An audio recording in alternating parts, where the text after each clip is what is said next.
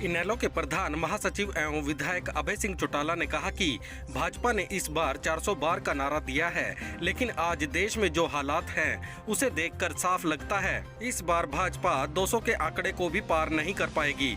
देश की जनता बदलाव के मूड में नजर आ रही है और देश ही नहीं हरियाणा में भी भाजपा का सुपड़ा साफ होगा।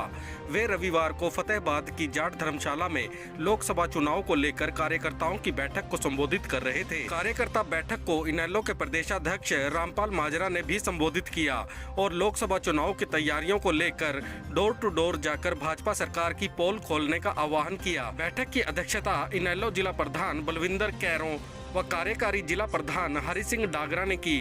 बैठक में पहुंचे कार्यकर्ताओं ने फूल मालाओं और पटका पहनाकर अभय सिंह चौटाला व रामपाल माजरा का स्वागत किया। इस अवसर पर पूर्व मंत्री राम स्वरूप रामा, पूर्व विधायक डॉक्टर सीताराम ने भी संबोधित किया। हमने अब तक 15-16 विधानसभा क्षेत्रों का दौरा किया है। रोजाना 3 विधानसभा क्षेत्र में जा रहे हैं।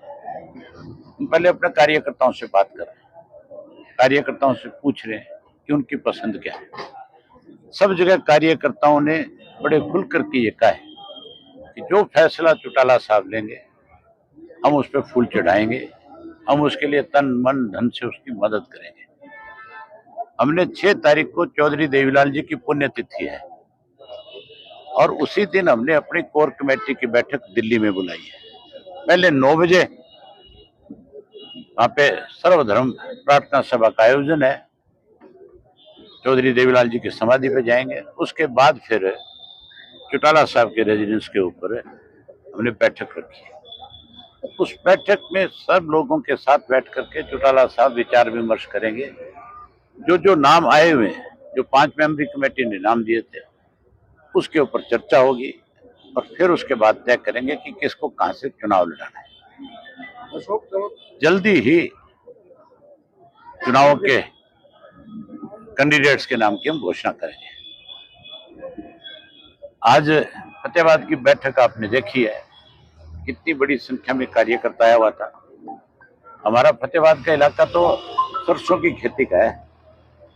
हर आदमी आज व्यस्त है फसल की कटाई में।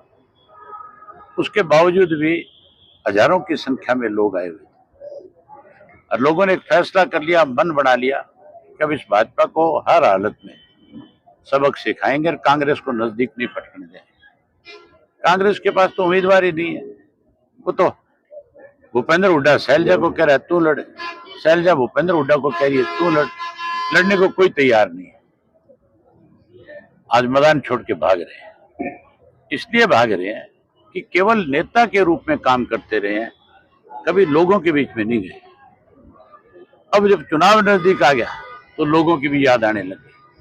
लोगों के बीच में कोई रहा है, लोगों के लिए किसी ने लड़ाई लड़ी है, संघर्ष किया है, तो केवल इंडियन नेशनल लोकदल पार्टी ने किया है। हमने सत्ता में रहते हुए लोगों की सेवा करी और सत्ता से बाहर रहते हुए लोगों के साथ कहीं पे भी कोई जाति सरकार ने करने की कोशिश करी, उसको इंसाफ दिलाया। बीजेपी की आज 8वीं लिस्ट आई है, उसमें भी जो पंजाब के कैंडिडेट है वो उधारी पार्टी के।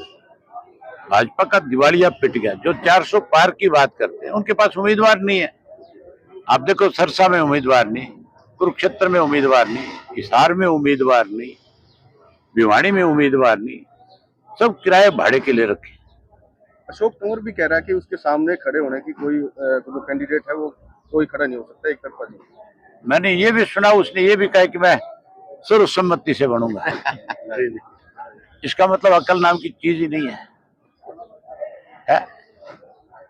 उसको ये पूछो कि तू इतना ताकतवर होता तो तू 4-5 दरवाजों पे क्या लेने गया था? उसको मुझे लगता है अब तक ये भरोसा नहीं है कि तेरे को उम्मीदवार बना दिया था। ईडी की कार्रवाई के विरोध में लगातार आज इंडिया गठबंधन की रैली हो रही है जी दिल्ली में, कैसे देखते हैं इसे? रैली करते हैं, इकट्ठे नहीं हो रहे। इकट्ठे हो जाएं तो भाजपा से छुटकारा मिल जाए। ईडी में बहुत सारे ऐसे अहंकारी लोग हैं इस इंडिया गठबंधन में, जो बहुत स्वार्थी है, जो भाजपा से मिले हुए हैं, जो किसी कीमत पे भाजपा को सत्ता से बाहर नहीं होने देना चाहते। दूर जाने की जरूरत नहीं। हरियाणा उदाहरण है। मैंने अनेक जगह खुल करके ये बात कही है कि अगर सब मिलकर के लड़े तो 10 की 10 सीट पे भाजपा बाहर हो जाएगी। लेकिन कांग्रेस में अहंकारी लोग हैं, वो कहते हैं हम सक्षम है, तो उन सक्षम लोगों की कुरुक्षेत्र में पोल पाट गई कि नहीं पाट गई। और अभी आप देखना, ये जो अपने आप को सक्षम कहते हैं चुनाव मैदान छोड़ करके भागी।